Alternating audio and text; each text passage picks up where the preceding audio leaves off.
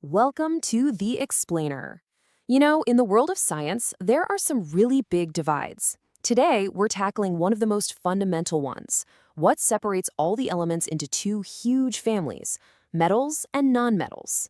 So let's just jump right into it. What really makes a metal, and a nonmetal, a nonmetal? I mean, you probably think you have a pretty good idea, right? One's shiny, one's not. But trust me, the real story is so much cooler and goes way, way deeper. I'm talking all the way down to the atoms themselves. So here's how we're going to crack this case. We'll start with the obvious stuff, how they look and feel. Then we'll get into their chemical fingerprints, see how they stack up against each other on a reactivity ladder. And finally, we'll get to the heart of it all, the atomic connection. All right, first things first. Like any good detective, we've got to start by gathering some clues. So let's start by just judging a book by its cover, or in this case, an element by its appearance. These are the physical properties that give us our first major hints. Okay, so picture any pure metal you can think of. Gold, silver, even a copper pipe. What's the first thing that comes to mind? That shine, right? That special kind of shininess is called luster. It's our clue number one. And they're not just shiny, they're like shapeshifters. You can take a piece of metal and just hammer it into these super thin sheets and it won't break. That's called malleability.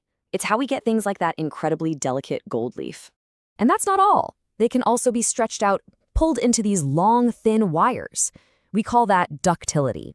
And if you've ever wondered why the wires in your walls are made of copper, well, this is it. Now get this. This is going to blow your mind. You take just 1 gram of gold, that's like the weight of a paperclip, and you could stretch it into a wire about 2 kilometers long. No joke. That's just incredible when you think about it. Okay, so when we line up all these physical clues, a really clear picture starts to form, right?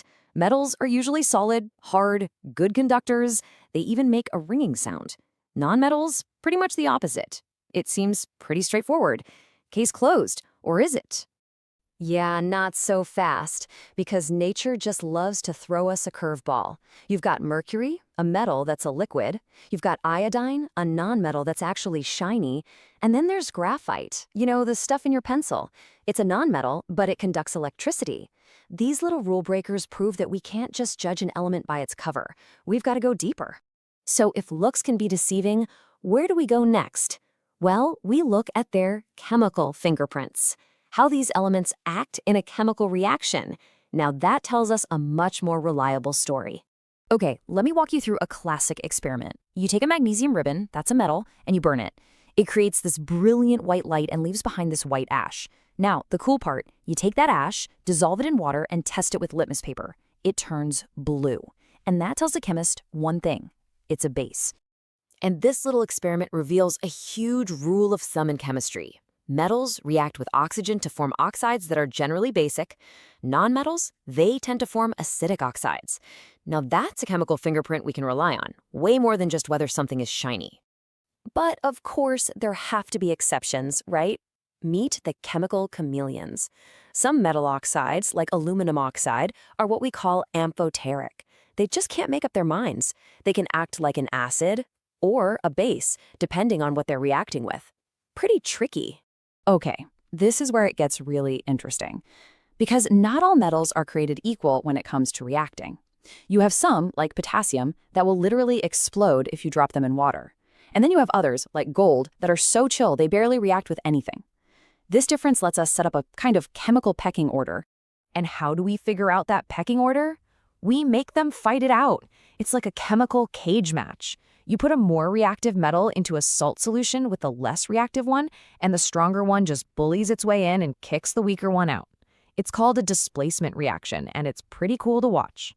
And when you run a whole bunch of these showdowns, you can build the Reactivity series. It's basically a league table for metals. Up at the top, you've got the heavy hitters, the most reactive ones like potassium. And way, way down at the bottom, you find gold and silver. The ones that are so unreactive they can just sit there for centuries without changing at all.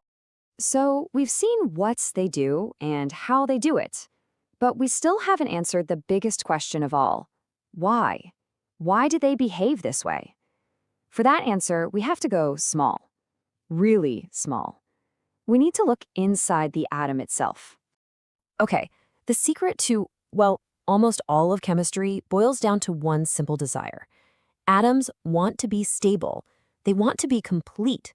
And for an atom, that means having a full outer shell of electrons. They want to be like the noble gases on the periodic table. Those guys are the definition of stable and unreactive. It's like their ultimate goal in life. This right here perfectly explains the whole situation. You've got sodium, a metal, with just one lonely electron in its outermost shell. It would be so much more stable if it could just get rid of it. Then you have chlorine, a nonmetal. It has 7 electrons in its outer shell. It's so close to being full, it just needs one more. I think you can see where this is headed, right? It's a match made in chemical heaven. Sodium happily gives away that 1 electron. Chlorine eagerly takes it. Now, sodium has a positive charge, chlorine has a negative charge, and most importantly, both of them have achieved their goal of a full outer shell. They're stable.